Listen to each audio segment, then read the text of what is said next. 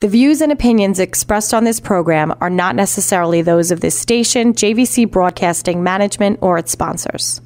With so many people living longer, the fear of outliving your money becomes a reality for many of us. Will I be a financial burden? Will I outlive my money? How will I be remembered? My name is Neil Himmelstein, president of Main Street Planning Group. Please contact me by visiting mainstreetplanninggroup.com. That's mainstreetplanninggroup.com, or call 631-647-4694. I will introduce you to strategies that will guarantee you will not outlive your money, that can guarantee you will not be a burden on your loved ones. Through a collaborative approach, we will uncover solutions that offer tax-efficient strategies, lifetime income, and legacy planning, choice, organization, direction, and education. That is the code we stand behind. Contact mainstreetplanninggroup.com, that's mainstreetplanninggroup.com, or call 631-647-4694. And listen to me every Friday at 3 p.m. as I host the Main Street Code for Financial Success, right here on 103.9 LI News Radio.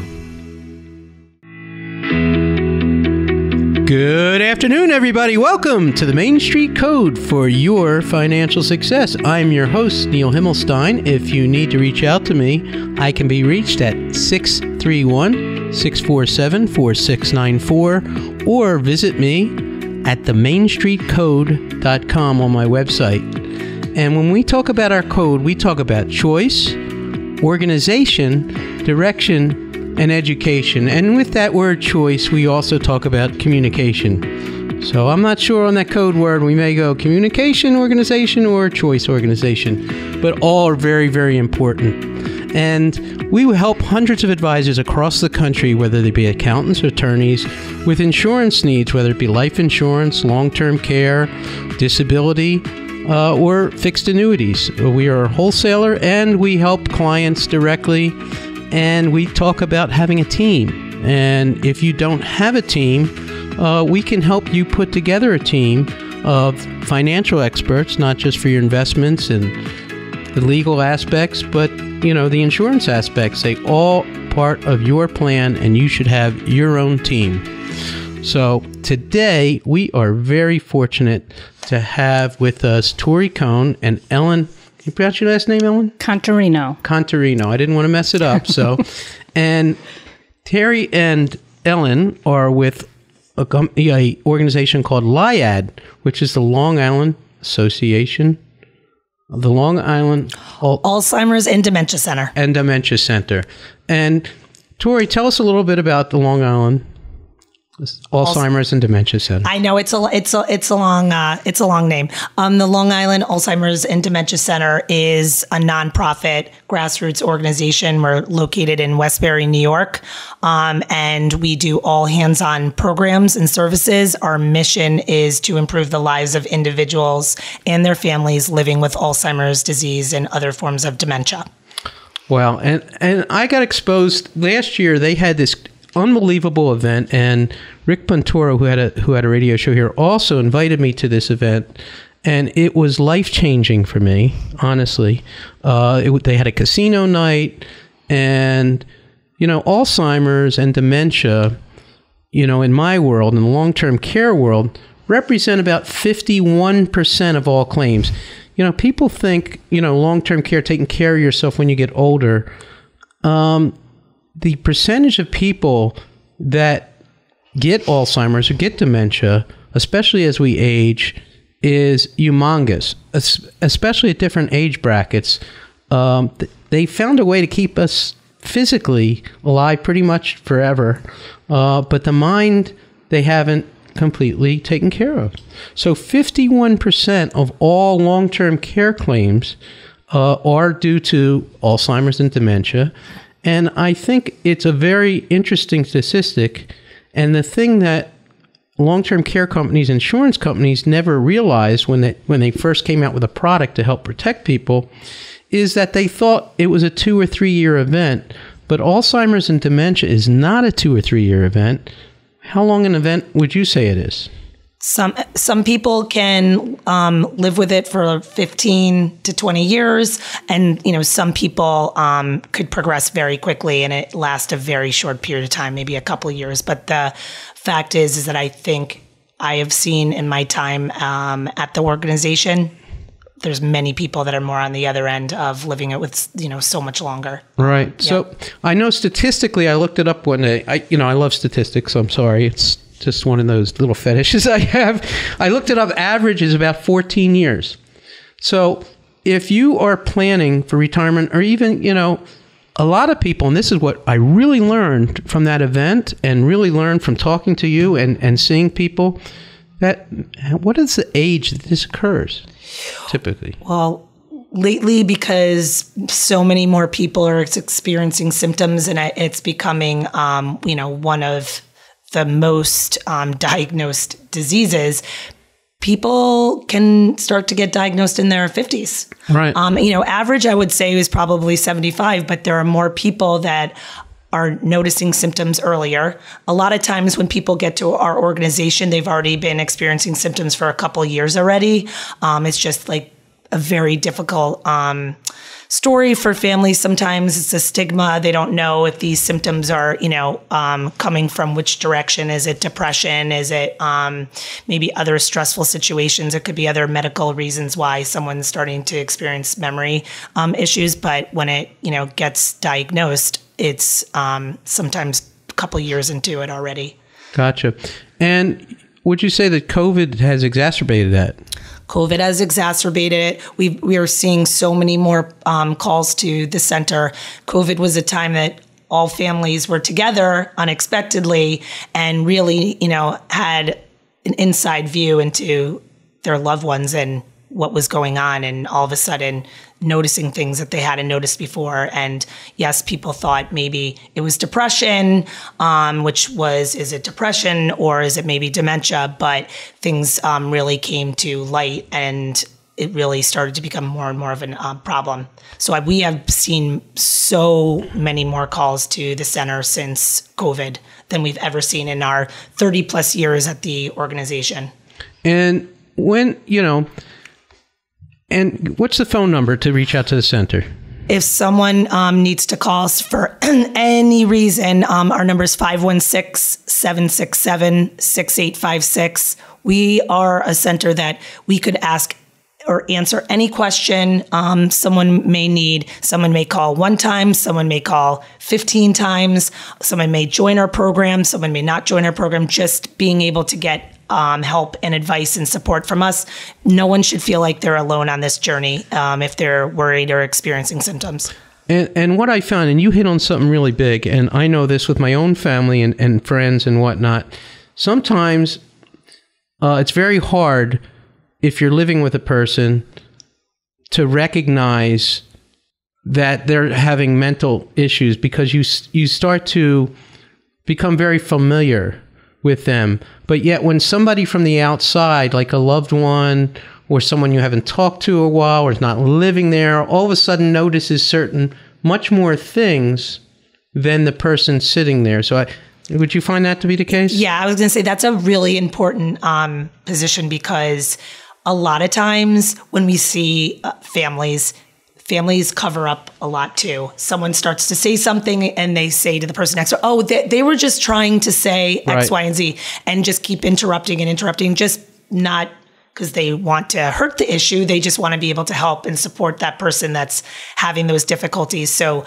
a lot of times when we do intakes at our center, which is where the family would come in with the loved one that may be experiencing these symptoms, and we do a whole intake of social history and any kind of information.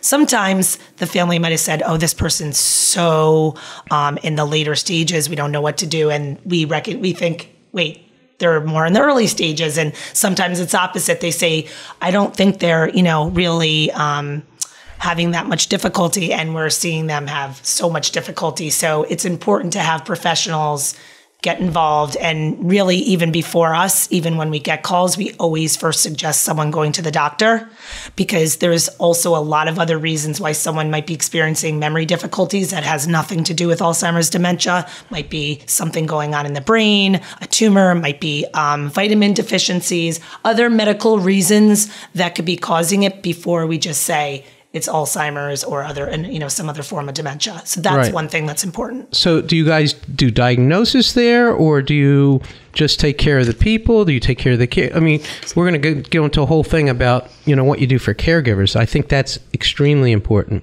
So, well, to answer the beginning part of your question, we don't give diagnosis at our center. We give out numbers for neurologists or even primary care doctors that specialize with memory disorders, and geriatricians, which are, focused on the geriatric population. We usually take people after they have a diagnosis, so we know that's what we're doing at our center. Our center is a hands-on center where we treat people from the beginning part of the disease to the end with a lot of our programs, which run 6 days a week. So I can talk about each, and every program when we come back. Yes. Well, we're going to be back right after, a quick commercial break. But you're listening to the Main Street Code for Financial Success. And I have Tori Cohen with me and Ellen, who's the Director of Finance, and Corin, who's the Director of Operations. And we'll be right back after a short break. Thank you.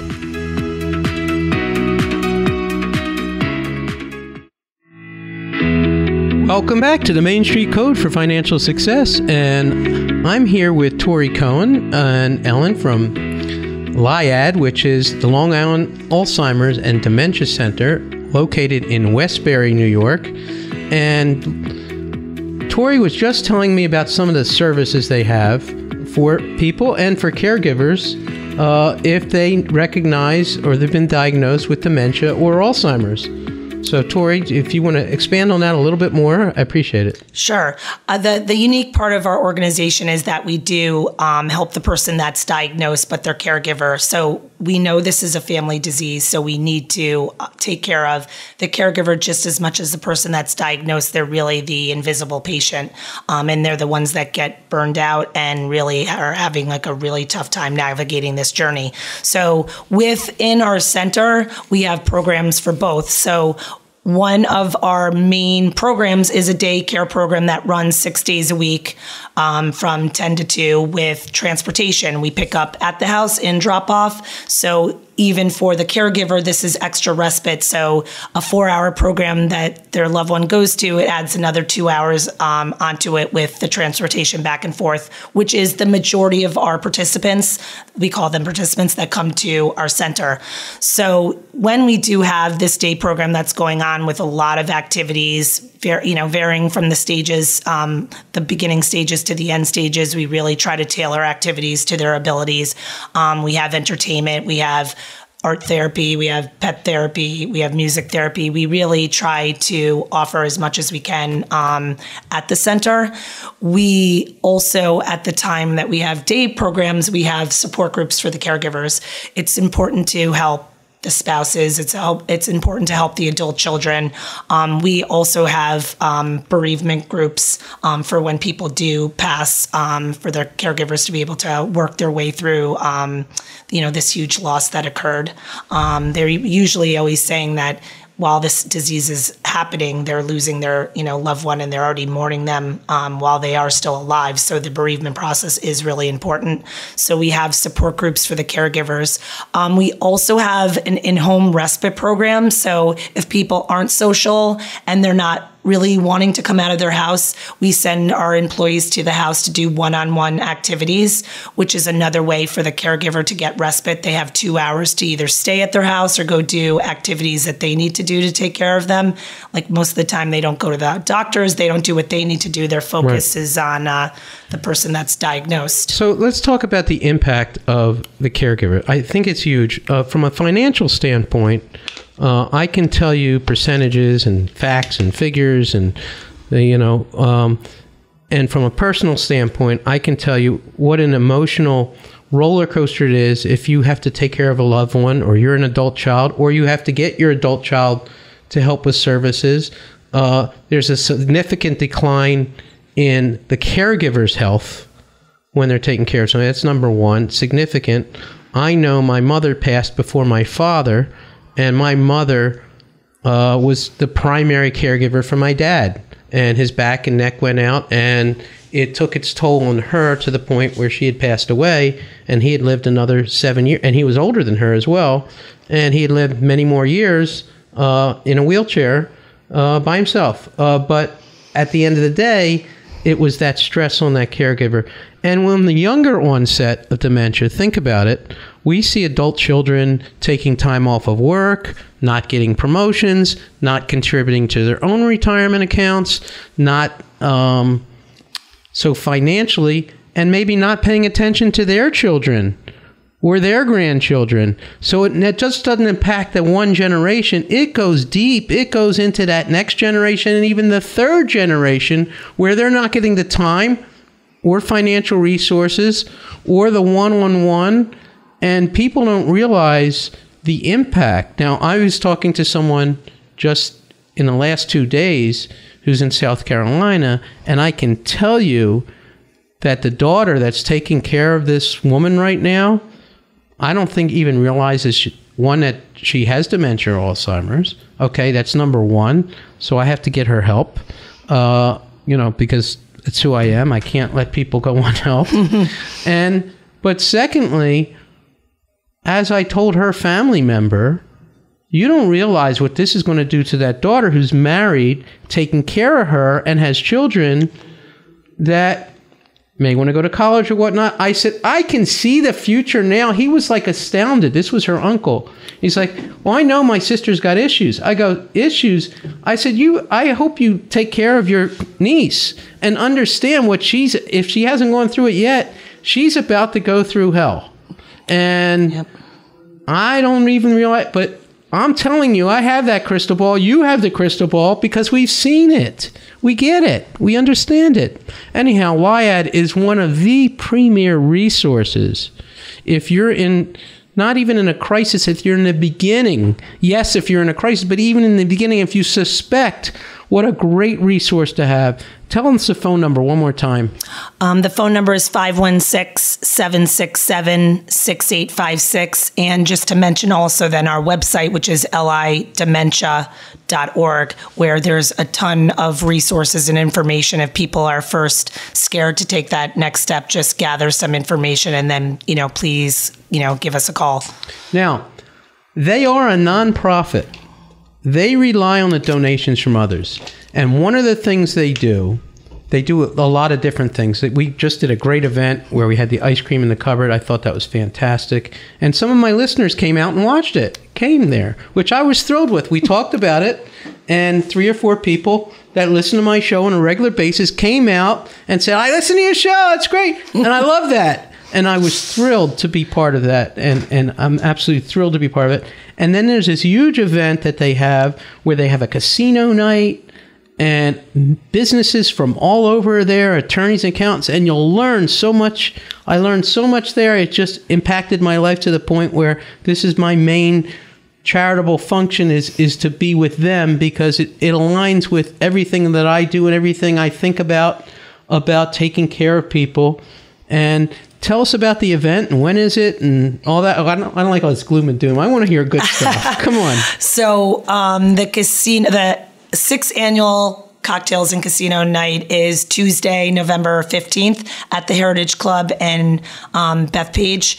It runs from 6 to 10. It is a fun night. It's not only, raising awareness for this disease, but a lot of networking, as Neil says, in a lot of different industries. So you can see a lot of your friends, you can meet a lot of new people, and then you can play some games. You can play casino. I mean, it's funny money, but I mean, the funny money is what is impactful. Every dollar that's raised at this event goes right to our programs and services, which is how we continue to help the Long Island community. So it's, a really great special event. We can take individual tickets, there's sponsorships, there's many ways for people to get involved with us and want to help out. So it's, exciting. It's right around the corner and we can't wait.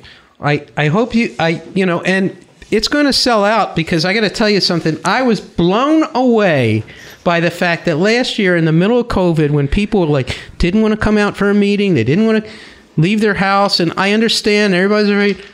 had a packed house. It was like, I was like, wait a minute. All of a sudden we can have fun again. We can meet people again. We could see people again. And it was an eye opener for me. It was like, holy cow, what an event. I'm like, I can't believe all these people are here, but all are there to support you and your organization. And I think it's such a worthwhile organization, so needed. And I can't wait till you expand into other locations, because I know you're busting at the seams now, but you know, a lot of the listeners here, unfortunately, are in Suffolk. And is that a problem for you? I mean, if they're in Suffolk and they're in Westbury, and you know, where's your range of people? Yeah, I mean, look, since we're located in Nassau, that's the majority of the people that we serve. But from COVID, we were able to pivot, and we do a lot of virtual programs. So a lot of trainings, education, even, you know, sometimes brain games can be done on virtual. So we could, you know, reach out to a lot of people, Suffolk County, even out of state. And how do they reach you again? 516-767-6856. And your website is? lidementia.org. And you're listening to the Main Street Code for Financial Success. And I hope you enjoyed today's program and you have a beautiful weekend. Fall is here, and I look forward to seeing everybody and talking to everybody. And if you need to reach out to me, 631-647-4694 or themainstreetcode.com. Thank you. The views and opinions expressed on this program are not necessarily those of this station, JVC Broadcasting Management, or its sponsors.